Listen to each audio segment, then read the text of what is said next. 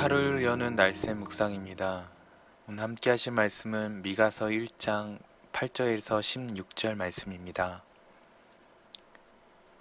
이러므로 내가 애통하며 애곡하고 벌거벗은 몸으로 행하며 들깨같이 애곡하고 타조같이 애통하리니 이는 그 상처는 고칠 수 없고 그것이 유다까지도 이르고 내 백성의 성문 곧 예루살렘에도 미쳤음이니라. 가드에 알리지 말며 도무지 울지 말지어다. 내가 베들레아브아에서 티끌에 굴렀도다. 사빌 주민아, 너는 벗은 몸에 수치를 무릅쓰고 나갈지어다. 사안한 주민은 나오지 못하고 베데셀이 애곡하여 너희에게 의지할 곳이 없게 하리라. 마로 주민이 근심 중에 복을 바라니 이는 재앙이 여호와께로 말미암아 예루살렘 성문에 임함이니라. 라기스 주민아, 너는 준마의 병거를 메울지어다. 라기스는 딸 시온의 죄의 근본이니 이는 이스라엘의 허물이 내게서 보였음이니라. 이러므로 너는 가드 모레셋에 작별하는 예물을 줄지어다. 악십의 집들이 이스라엘 왕들을 속이리라. 마레사 주민아, 내가 장차 너를 소유할 자로 내게 이르게 하리니 이스라엘의 영광의 아둘람까지 이를 것이라. 너는 내 기뻐하는 자식으로 인하여 내 머리털을 깎아 대머리 같게 할지어다. 내 머리가 크게 벗어지게 하기를 독수리 같게 할지어다. 이는 그들이 사로잡혀 너를 떠났음이라. 아멘. 미가서 두 번째 시간입니다. 미가는 이사야와 동시대 사람이며 메시지가 비슷합니다. 북이스라엘에 대한 메시지이지만 남유다에게도 향한 메시지이기도 합니다. 왜냐하면 남유다의 그 불법과 죄악들이 북이스라엘의 죄악을 닮아간다라는 표현이 많기 때문입니다. 이사야가 왕족 출신으로 왕과 대면하는 선지자였다면 미가는 지방 출신 선지자입니다. 그것이 1절에 모레셋 사람 미가라는 표현으로 알 수가 있습니다. 이 모레셋이라는 것은 남서지방에 위치한 지방 도시로 이 지방 도시의 사람을 하나님께서 선지자로 사용하신다라는 것이죠. 1절 상반절의 내용은 1장의 이 상반부의 내용은 이스라엘의 죄악을 고발하는 하나님의 심판을 또 이야기합니다. 이스라엘의 죄악은 크게 두 가지로 볼 수가 있는데, 첫째는 우상 숭배입니다. 두 번째로는 사회에 불의가 가득한 거죠. 주님의 공의를 무시하고 가난하고 연약한 자들을 못살게 구는 것입니다. 그 사회의 불의가 얼마나 가득한지 타락의 정도가 7장 5절에서 6절에 나오게 되는데, 그것은 가정의 파괴입니다.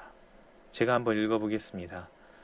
너희는 이웃을 믿지 말며 친구를 의지하지 말며 내 품에 누운 여인에게라도 내 입의 문을 지킬지어다. 아들이 아버지를 멸시하며 딸이 어머니를 대적하며 며느리가 시어머니를 대적하리니 사람의 원수가 곧 자기의 집안 사람이리로다. 아멘. 타락의 정도, 성경에서는 타락의 정도를 이야기할 때 제사장의 타락을 이야기하기도 합니다.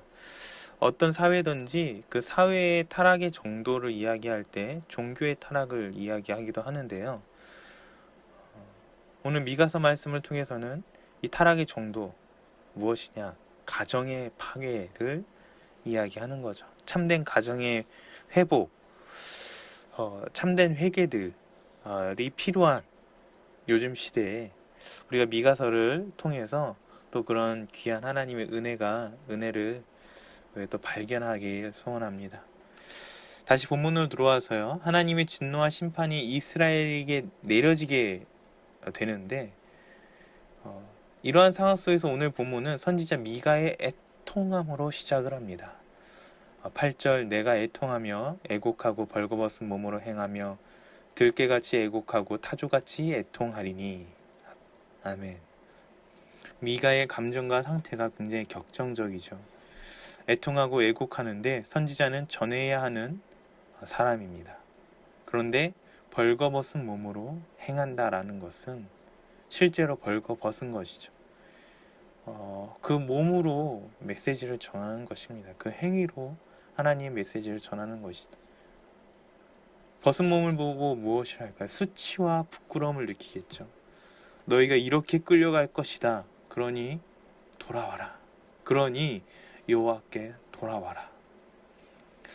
다른 선지자들도 이렇게 삶을 통해서 메시지를 전달했습니다. 예레미야는 멍에를 메고 다녔죠. 호세아는 어찌했습니까? 바람난 아내를 계속 데리고 와서 살아야 했습니다.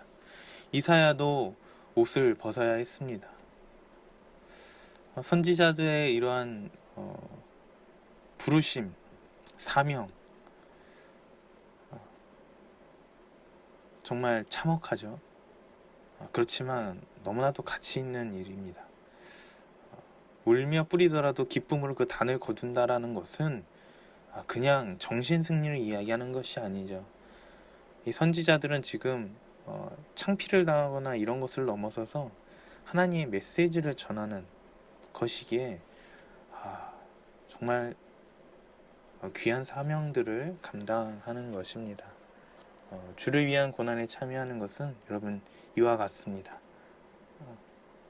이 세상의 진리와 잣대로 판가름할 수가 없는 것이죠. 이렇게 미가가 옷을 벗고 어떻게 했냐? 우는 것입니다. 그 우는 소리가 마치 동물의 울음소리 같은 거예요. 애처롭고 굉장히 괴로운 겁니다.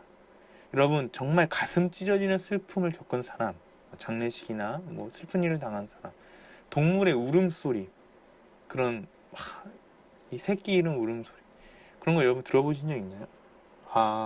굉장히 소름 돋습니다. 괴로워요. 듣는 우리도 그 괴로움이 전달될 정도인 거죠.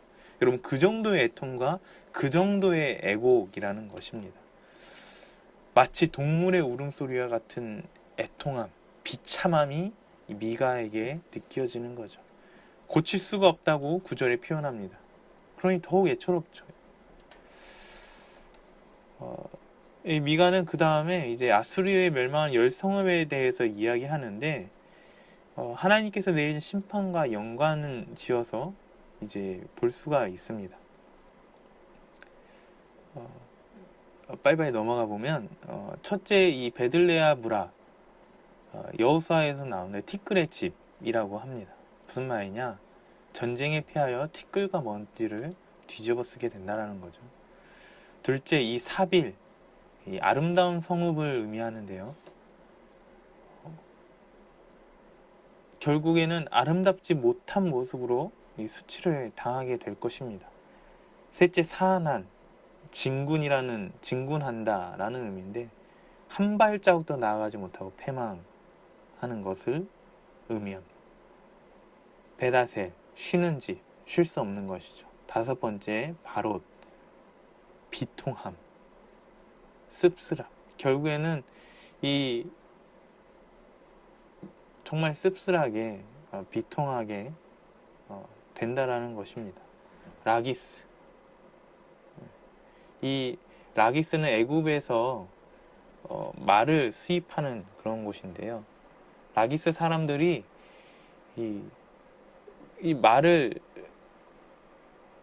타고 도망을 가도 도망을 갈 수가 없음.